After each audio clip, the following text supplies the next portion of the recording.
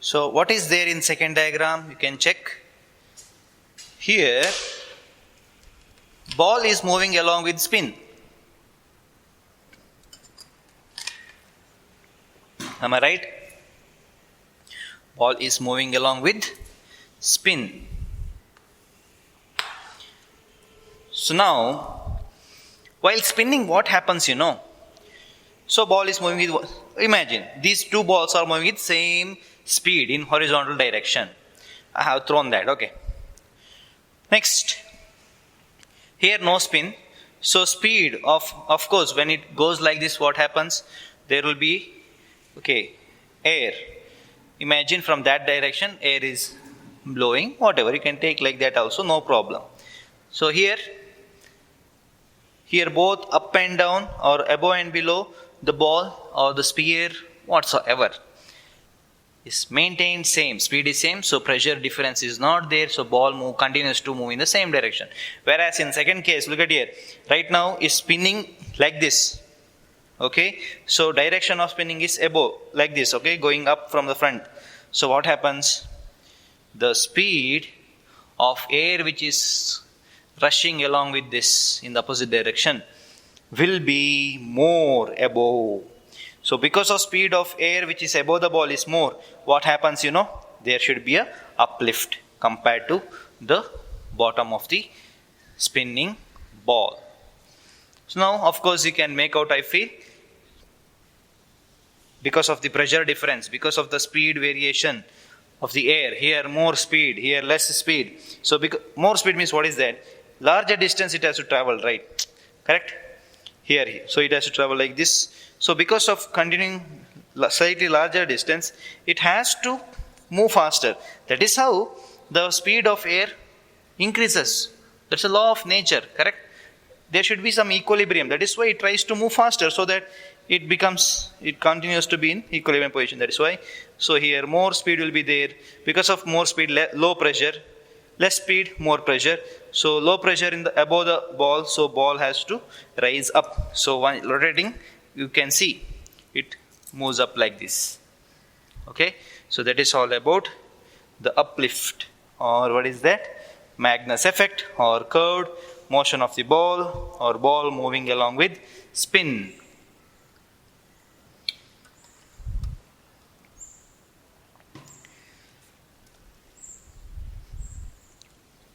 So take down. I have explained already how to explain. Ball moving along with spin, or Magnus effect you write down, neatly. This is called Magnus effect. So what is Magnus effect? If it is asked in examination, hope you can write down that. When a ball moves in air medium or moves in air along with the spin or along with spinning, the speed of air above the ball is more compared to below the ball. So pressure is less above the ball, that's why ball raises up. So this is actually reason for curved motion of the ball, or uplift or upthrust due to spinning. This is called Magnus effect. So that's how you have to explain this. Fine.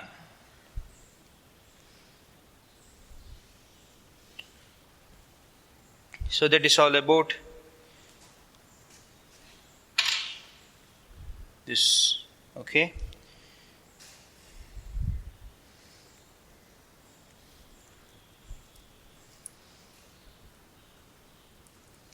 Fine.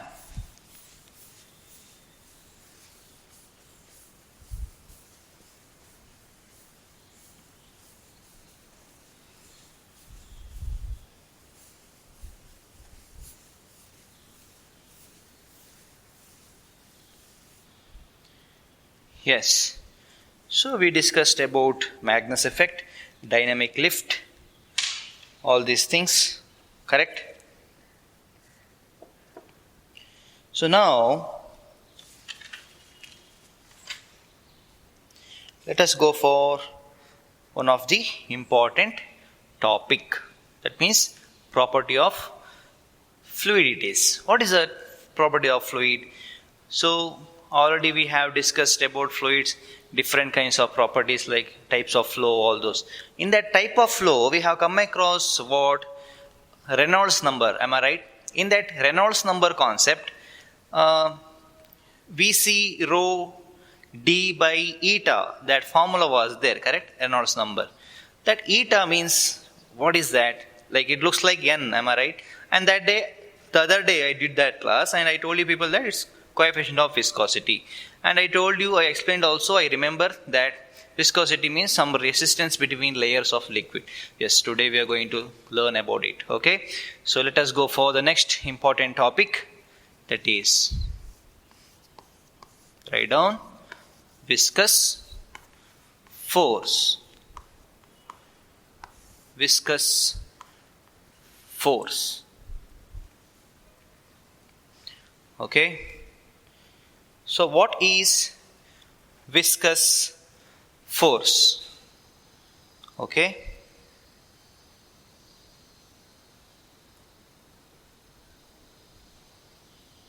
so let us see. Before that, I will draw one diagram. Okay, let us take first floor. Imagine that on the floor, which is actually, for example, at your home, rectified tiles or granite or marble will be there, right? Usually, suppose you spill water, what happens? Water has to flow. So let us take one nice, what is that? Floor like this, above which there will be a liquid which is flowing. And I told you, when liquid flows, it will be having different layers, right? Layers of liquid. It doesn't look, okay, you cannot see that like how you can see in some of the chocolates like Perk or Munch, something like that, like layer by layer, that, okay. So it is something different. That means visible eye you cannot, but there will be what composition of molecules in the liquid. And why we treat it as a layer? Because the molecules which are actually in contact with the floor will move slowly. Molecules which are slightly above that slightly move faster. Again, which above like that, what happens? They move slightly faster. So when liquid flows right on the floor or on any object, the molecules of the liquid which are in contact with the surface always will suffer more resistance. Resistance means what? Opposition for the flow.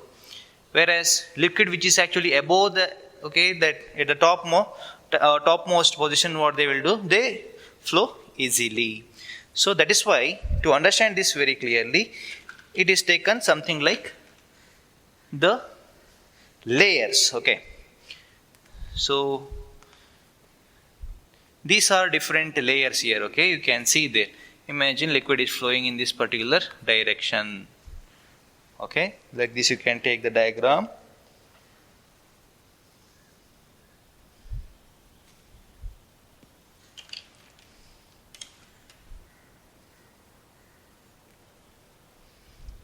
So what is viscous force? That means it's the opposition force, correct? The opposition force or repulsive force, we can say. Or we can say it's a resistance. Understanding, right? Yes. The repulsive force or the resistance between layers of the liquid when it flows, we can say. So this layer is actually in contact with, let us take M and N, I will take. The layer which is in contact with, very near to M and N floor, is this one, first one. That means it has to suffer more opposition, right? Because in contact with this. Slightly above will slowly moves faster, again faster. So different layers will have different speeds now. So whether they will flow independently, of course, no. This upper layer flows independently, tries to flow independently, but the layer which is slightly below that upper one, no, that has to flow slightly slower. That is why that opposes what? The free flow of the uppermost layer of the liquid. So what we can say from this, that is, there will be a tangential opposition force, in the sense the force which opposes. In that way we can say, okay, I think this diagram is clear for you. So how we can define this? So when liquid flows like this, there will be a tangential force. So what is tangential force? That means that outward force. For example, imagine a object is ball is there. If I apply force like this to this particular point, this is nothing but tangential force which is applied. Okay, if it is applied like this means it is not tangential. Tangential means to the edge, to the corner. Here also, right, to the edge of the layers it is. So the tangential force which opposes the relative motion between layers of the liquid is called what? Viscous force. Okay, so I repeat once again. What is viscous force? Important definition you can take down. Viscous force is the tangential force. That means at the edge, at the outer membrane it exists. Look at here, first layer, second layer, third layer, everywhere tangential force, that particular force exists. What is that? It's a tangential force which opposes the relative motion between the layers of the liquid. Why relative motion? Yes, Mn, floor, first layer, second layer, third layer, all these layers are actually in contact, so they are relative to each other, right? That is why like that, okay? So I repeat once again, viscous force means, what is that? Yes, the tangential force which opposes the relative motion between the layers of the liquid is called viscous force. Okay? Fine. Next. Force we understood. Let us go for, that day I told you coefficient of viscosity, something like that we have taken. Before that, viscosity we'll discuss.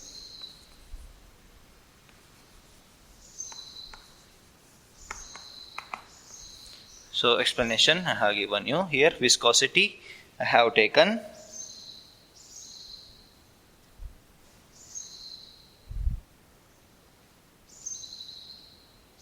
Viscosity U is not required, okay? Sorry for that. Just on flow. Viscosity.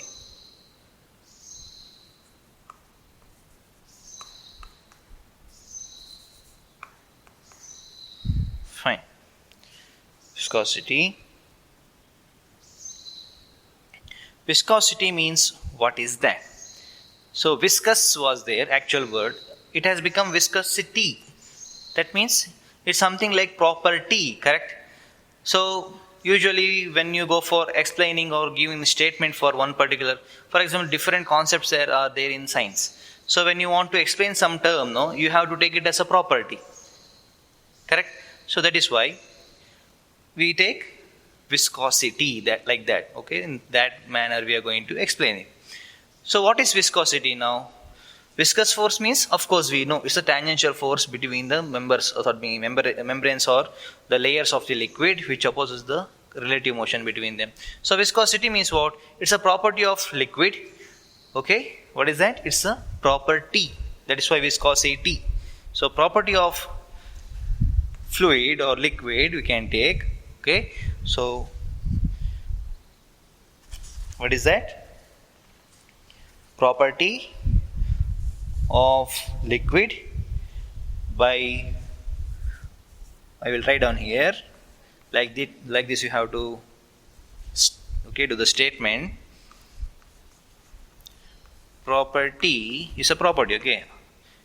What is that property reason? Viscous force. So what is viscosity? Property of liquid by virtue of which, property of liquid by virtue of which it opposes the which motion? Relative motion between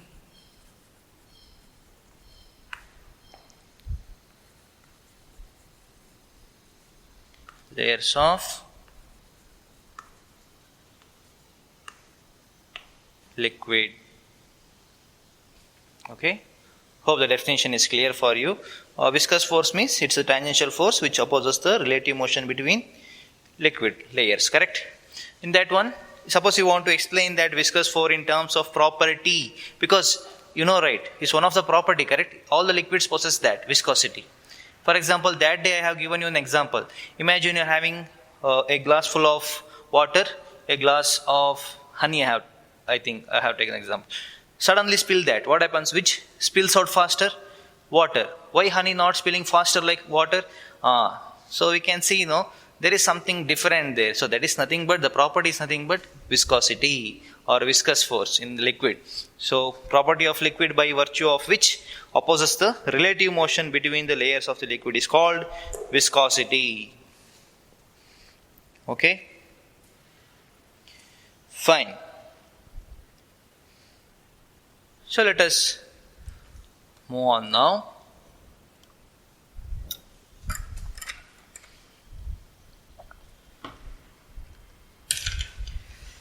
I'll erase this.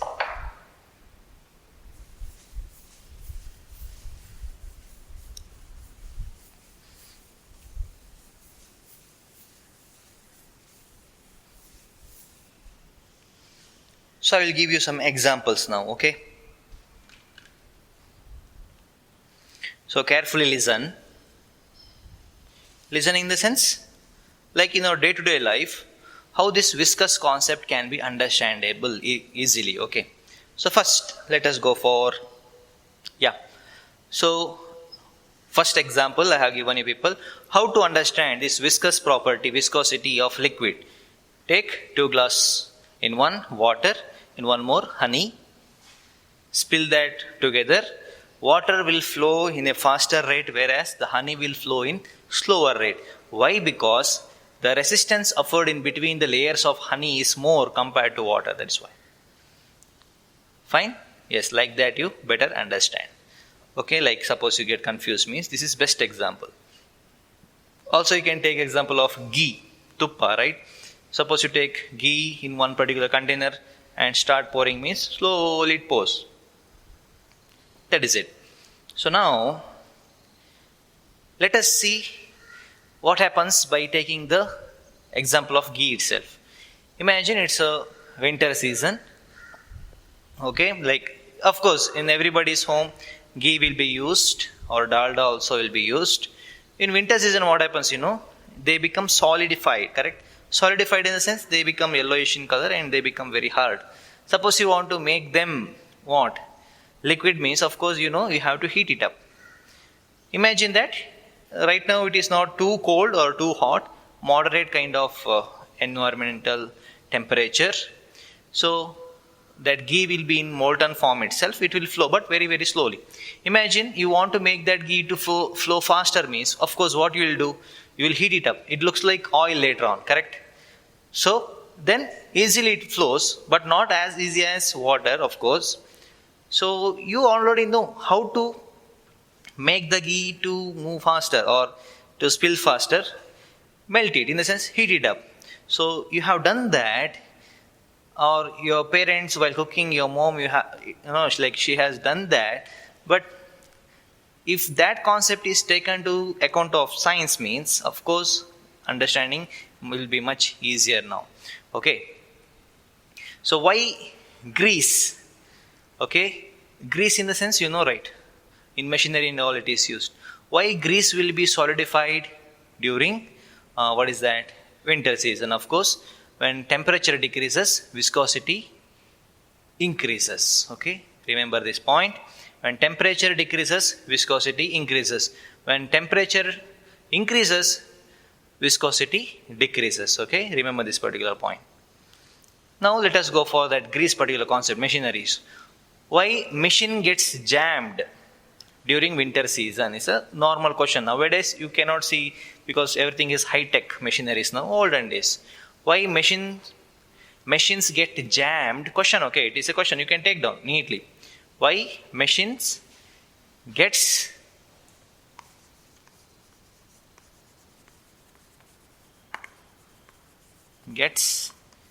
jammed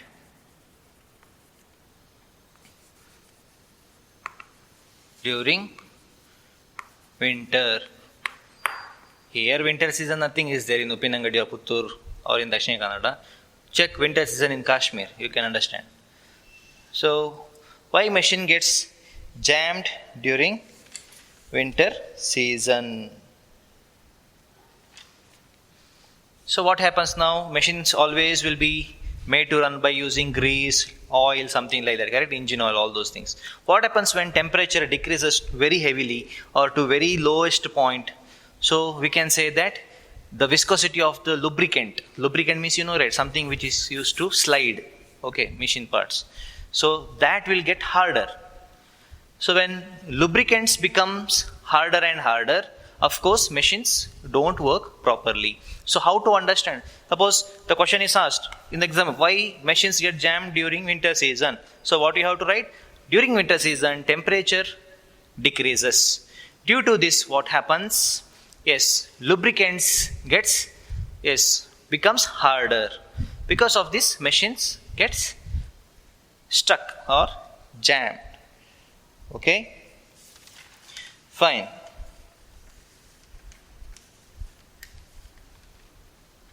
Next, one more question. Okay, don't want what, let us take how. How viscosity varies with temperature. This is also one of the important question. Answer you already know. When temperature increases, viscosity decreases. When temperature decreases, viscosity increases. That is why, for example, machine gets jammed. Okay. Third question is there. It's a general knowledge question. Okay. It's common. Okay, you have seen this. Imagine a road construction work is going on. You have seen so many times, right? Road construction work. Highway and all, fine. You might not see all those. Why? Because they use heavy machinery like truck, very sophisticated equipped. The small village road and all, suppose they is under, okay, what is that? Road tar, all those, okay, works is going on means, you can see they will bring one container kind of thing and they will place that one particular at the corner and they will heat it up. Okay, they will heat it up. When they heat it up, that tar is there, right? Coal tar. It is coal tar actually. The coal tar will become liquid. Okay, so when you heat it up, coal tar will get reduced with its viscosity. So thereafter it will be very easy to apply it on the whatever the stones or whatever the construction things are required. So once again the temperature decreases, coal tar becomes hard. Understanding, right? So question let us take. Third question. Why coal tar is heated before use? Why coal tar is heated before use?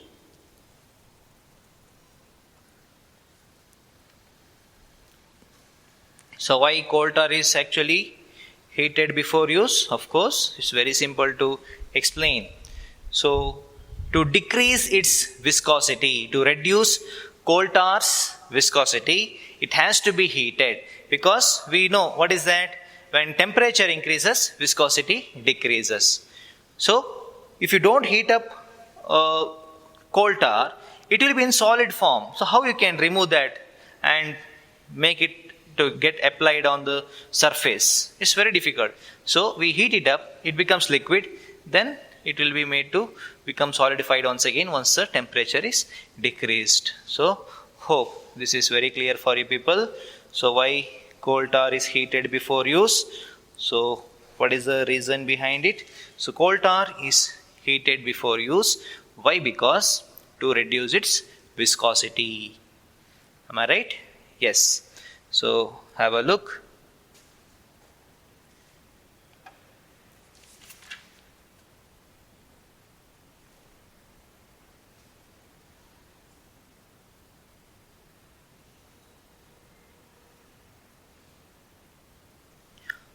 So let us take last one more question.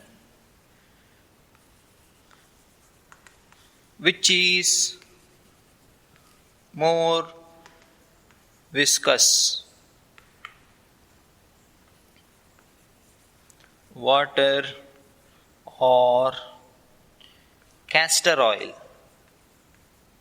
No, right? Castor oil. Harlan, something like that they will call it in Kannada. So castor oil. So which one? Castor oil means, of course, it's oil which is more viscous compared to water. So in physics lab you are going to perform this viscosity experiment, okay, where you will be using castor oil.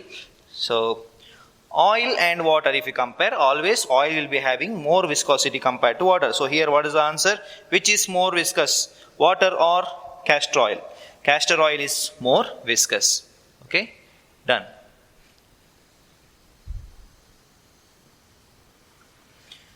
So that is all about some of the, okay. One more questions which are actually like application level. That means in day-to-day life you can observe that. Like by understanding this, now I think you are able to, okay, picturize. So okay, fine. What is viscous now? Viscous force, viscosity. That means, yes, of course, what is that now? It's actually the property by virtue of which opposes the relative motion between the layers of the liquid. Or what is viscous force? The tangential force which opposes the relative motion between layers of the liquid.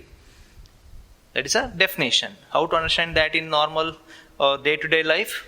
Yes, viscous liquid means which will be having low tendency to move faster. Less viscous means more tendencies to, what is that? Move faster. For example, water, alcohol, all comes under what? Less viscous material. For example, lubricants, oil, ghee, tar, coal tar, all those castor oil comes under liquids which are having more viscous force. Okay? Yes. So that's all we have discussed in this introduction to viscous concept. Okay? Fine.